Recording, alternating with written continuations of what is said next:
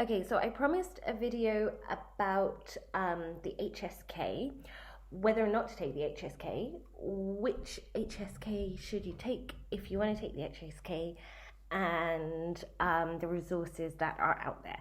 The first thing I want to say for anyone who is learning Mandarin Chinese is that I don't think that there should be any judgment for whether or not you decide to take a standardized test or not. I think that's true in general. We're all learning languages for our own reasons. We all have our own strengths and weaknesses within them.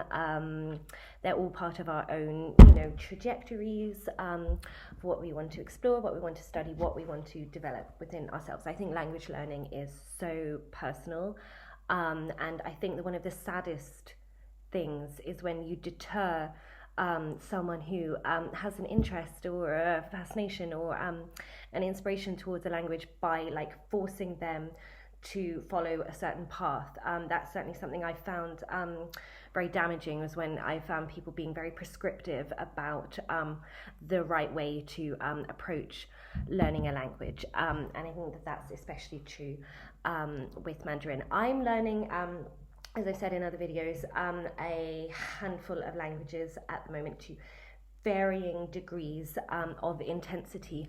For some, I am preparing for standardized tests. For others, I'm thinking of taking A levels, which is the UK sort of high school exams. And for others, I have no plan to ever take an exam in any of those languages, and I'm learning them for other reasons. And so I think that everyone who is considering whether or not to take the HSK should be doing it for their own reasons. And I have absolutely no, I think it's very unhealthy to have an agenda to convince people to either take or not take a standardized test. It depends on what you want and what you're trying to get out of your language learning experience. So all I'm going to talk about here is why I have decided to take the HSK, and ways I think one can prepare for the HSK, and it would be very cool to hear other people's perspectives on that. I haven't actually had as much time as I wanted over the last 2 months to prepare for the HSK. Also, I still do like a lot of little handsy practice. What do I have here? I've got all my notebooks full of where I write out my characters over and over and over. But I plan to take the HSK. And the one thing I want to say as well is which about levels, and go through that and why I've chosen to take the test at the level that I've decided to take. So as many of you know, the HSK is the only standardized international sort of quasi-official exam for Mandarin Chinese for non-native speakers that is recognized in a wide variety of different contexts and in different I want to say jurisdictions because I'm in lawyer brain, different countries, but I'm not the expert on whether or not an HSK test will be like the thing that opens a door for you or is seen as a qualification in different countries. But it has international credibility. It has it's sort of international across the board, like a TEFL, a kind of seen as a barometer, seen as a standard. And I think that there are some benefits to taking an exam that has that kind of cachet. It's divided into 6 levels. And going progressively from 1 to 6. I think there's debate about where you would put fluency on that, even aside from the deep, complex debate about what even is fluency, when are you fluent in a language, which I find can often just get quite judgmental, like learn the language like for yourself and stop policing other people. But I'm planning to take the HSK 3. So not HSK 1 and not HSK 2. The reason is for HSK 1, you have to know about 150 Hanzi. For HSK 2, I think it's like 200, 300, and then it jumps quite quickly with level 3, and you would be expected to know 600. And I thought that rather than keep taking this, pay, there is a fee, pay to take my level 1, then 6 or 12 months later, pay, take my level 2, pay, take my level 3. I'll just say, okay, I'll just prepare for the level 3. And that seemed quite realistic. It's not like going straight in to level 6 where you would be expected to be effectively what we would consider like fluent, or even from level 4 onwards, would have sort of like what we would kind of term like conversational Mandarin. So I thought that HSK 3 was kind of a good level to aim at. So that's one of the things that I'll be doing this year, and making kind of a diary about, especially going into specifics of learning Chinese grammar, which is something that I've been trying to work on quite a lot.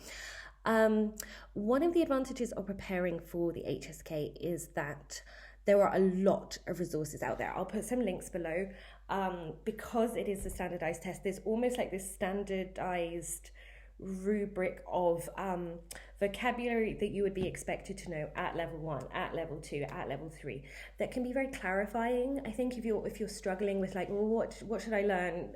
There's this whole language out there. If you've never learned a language that doesn't have like an alphabet before, especially learning Hanzi, like what's the core body of knowledge that I should acquire. That's very useful. Yeah, there are a lot of resources out there, and also tutoring if you want to. And I have no agenda. I'm not a tutor, Mandarin. I'm still learning it myself. I think like there's a lot of people who are prepared to teach, specifically prepare people for the HSK, like preparing people for their TEFL or their CELTA. So I think that's one of the great benefits, and some really good apps. I found a couple. I don't know if I can bring them up here. Again, I have no agenda. I'm not paid to promote any of them.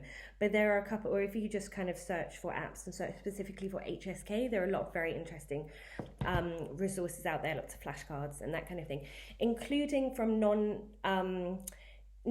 not from English to Mandarin, but from so if your native language is or the language that you like to learning is not English, there's also really good resources from like Italian to HSK, or different languages. So I think that's really good. Another thing that I think is really great about the HSK is that it prepares you. It tests you in using the language in a number of different ways. It will test you on your, especially writing, also your reading, but also your listening, speaking. So it gives you a kind of attempt to round out your language skills, if that's what you want. And again, like no judgment. Like some people just learn languages to read the text. Other people just, for instance, a historian. Other people just want to be able to speak it because that's how they want to use the language. So absolutely, like, no judgment on that. And in fact, like in the different languages that I'm learning, like there are some where like my whole focus is just like my weekly conversation class, and there's others where like I'm sort of like really drilling like vocab, practicing my writing and this kind of thing. But the HSK is good if you want to kind of round off your different ways of using the language, because it will test you on those different criteria. I think it's also good that you can chart your progress with it. So I'm going to take the level 3, and then if all goes well, who knows, I could fall flat on my face and they'll just say this is the most rubbish attempt at Mandarin that anyone has ever tried. I don't know. But if I hopefully pass level 3, then next year I'll aim for the level 4, level 5. So it also structures your progression.